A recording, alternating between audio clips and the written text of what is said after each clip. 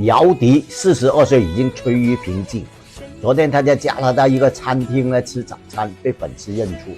姚笛也热情的跟粉丝打招呼以及合照啊。只见他素颜穷的叮当响，似乎呢已经落户当地，开始异地的生活。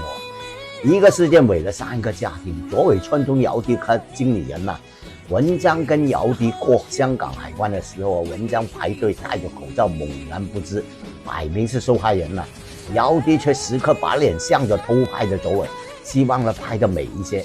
卓伟后来把照片呢卖给广州兰州周刊的谢晓，赚了15万元呢。谢晓跟卓伟呢都跟随我很多年的，他们的人工才2000元，跟无线电视一样，但只要有一个头条新闻呢，就奖励2万元。我一个月帮他们几个头条呢，就令他们呢可以财富自由。姚笛昨天在加拿大出现呢，令人感慨的娱乐圈做明星说难不难，硬要炮击新闻呢，很容易引火自焚。现在连卓伟也搭了进去，何必呢？